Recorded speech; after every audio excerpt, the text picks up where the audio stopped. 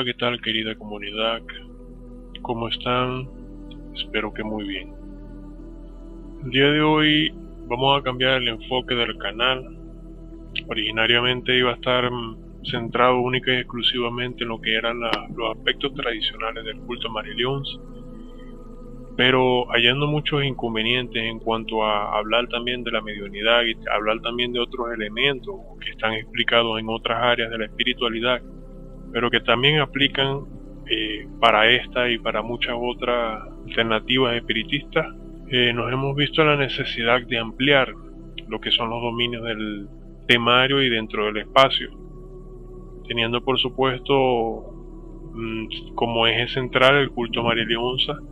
que es el gran motivador que nos lleva a tener este espacio en YouTube y en las redes sociales en general. Muy bien. El día de hoy vamos a hablar un poco sobre quién es María Leonza. Antes de poder hablar sobre lo que es el espiritismo y lo que es el culto a María Leonza, tenemos que hablar principalmente sobre quién es María Leonza, ya que principalmente es sobre su figura que se erige la forma de culto, el cual va a ser muy diferente de acuerdo a lo que son las concepciones conceptuales que va a tener cada persona. Muy bien. Para definir quién es María Leonza, todo va a depender del contexto desde donde se esté visualizando su figura. Tenemos datos que hablan sobre María Leonza antes del siglo XX, otros que hablan de ella durante el siglo XX, y tenemos los datos actuales. En los orígenes como tal de lo que sería su culto, su veneración, la concepción de su figura dentro de Venezuela y más allá de Venezuela, las distintas etnias y tribus aborígenes que habitaban lo que es el espacio que hoy conforma Venezuela, que conforma parte de Brasil, que conforma parte de Colombia, tenían una concepción de María Leonza y también tenían una denominación sincrética bajo la figura de diferentes tipos de diosas, en donde María Leonza cambiaba su imagen, su apariencia, su naturaleza y también el concepto. Tenemos por ejemplo que para los aborígenes tupí y guaraníes que habitaron en parte de Venezuela, parte de Brasil,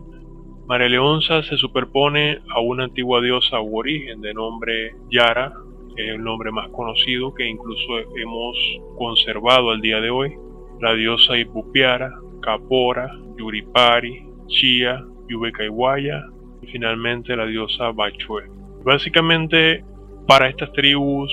la imagen de María Leonza describe más bien un encanto de las aguas, una ninfa de las aguas que se presenta en la forma de una mujer exuberante y hermosa, con un encanto particular capaz de seducir y atraer a los hombres, principalmente de inclinaciones profanas, y llevarlos a las profundidades de sus aguas, en donde se supone que ella tiene su palacio. En la creencia de estos aborígenes, la desaparición de los hombres que salían a la cacería y a la colección de todo lo que serían los elementos necesarios para el subsistir de día a día, cuyos cuerpos desaparecían por completo, asociaban a la diosa la responsabilidad total de la desaparición de todas estas personas, principalmente de los hombres. Mientras que para los aborígenes caquetíos o irajaras,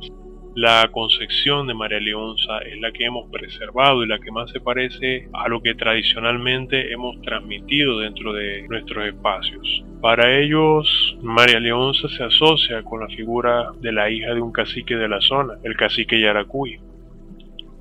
fruto de un mestizaje con una mujer española, que bajo la profecía de poseer una hermosa apariencia, una exuberante belleza, tener ojos claros, presagiaba un destino catastrófico para las tribus. Entonces el cacique Yaracuy designó una legión de protectores y guardianes para acompañar 24 horas, pero esta en una ocasión llega y se escapa de la vigilancia de sus cuidadores y se dirige hacia el caudal de un río en donde se visualiza en las aguas, captando la atención y atrayendo así a la figura de un encanto que dominaba sobre dichos espacios, que se manifestaba en la forma de una serpiente. Esta, al observar la gran belleza de la mujer, se encanta con ella e intenta secuestrarla para quedarse con ella. Los espíritus de la naturaleza, bajo los designios y las leyes de sus juicios, deciden castigar a la gran serpiente de las aguas, causando así que se hinchen hasta explotar, causando las inundaciones que harían desaparecer las tribus del cacique Yaracuy, confiriendo así el estatus de diosa de guardián de la naturaleza a la princesa Yara, quien ascendería a convertirse en una deidad de estos espacios, como guardián de la flora, de la fauna, de las aguas, que más adelante también sería llamada la diosa de la fertilidad y el amor.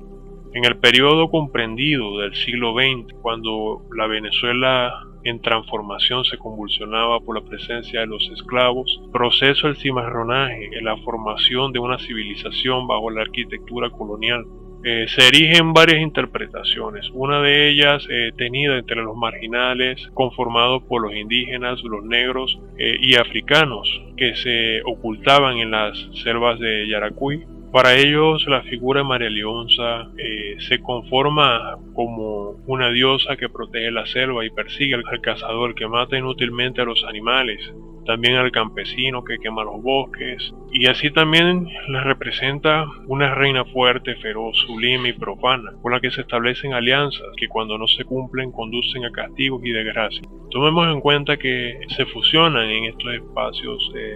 las creencias de los pueblos aborígenes, los pueblos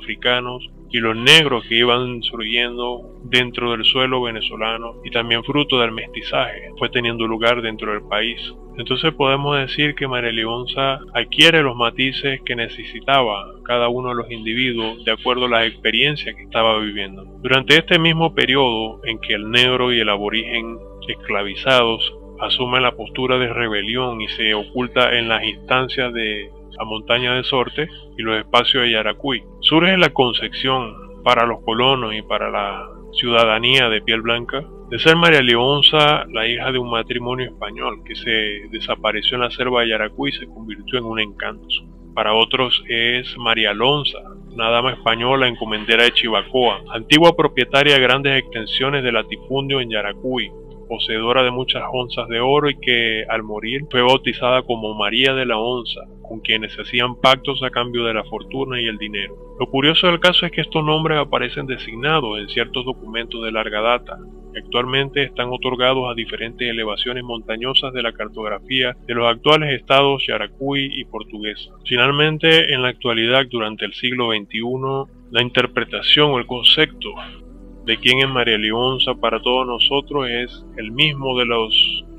las tribus y etnias de los caquetíos o girajaras, donde presenta a María Leonza como la princesa Yara, que adicionando a su estatus de diosa protectora y guardián de la flora, de la fauna, alma de la montaña de Sorte, se une a ello los atributos de la época, fueron conferidos durante el siglo XX a partir de la voluntad y el deseo de obtener por medio de su intercesión la fortuna, el amor, y fruto de todas las fusiones que surgieron de allí, se erige una iconografía para María Leonza, popularmente caracterizada por una mujer indígena que cabalga desnuda sobre una danta y sobre sus manos eleva la osamenta de una pelvis femenina, ostentando ahora sí también el título de la diosa de la fertilidad. Para nosotros los espiritistas,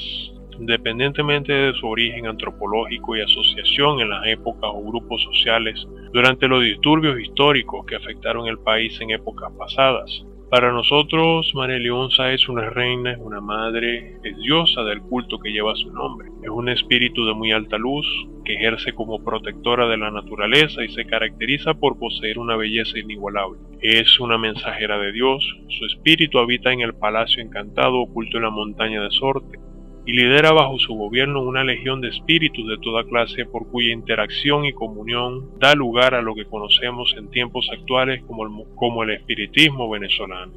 Y bueno, querida comunidad, esto es todo lo que vamos a hablar por el día de hoy sobre quién es María Leonza. Y ciertamente lo que deseo que se tome en cuenta de todo esto ha sido la evolución histórica y cultural, etnográfica, iconográfica que ha tenido la diosa a través del tiempo, constituyendo una figura ambivalente para lo que serían las tribus aborígenes, una figura de veneración pero también una figura de temer por las consecuencias que pueden derivar de ella. Para los rebeldes, María Leonza era, a semejanza de sus creencias antiguas, pero volcada ahora a enfrentar un enemigo externo, una diosa protectora, una guardiana de los espacios en donde ellos hicieron su vida o intentaron hacer su vida, que era al margen de la sociedad y la civilización, en las adyacencias de las selvas y zonas zonas verdes de nuestro país, principalmente en los espacios de Yaracuy.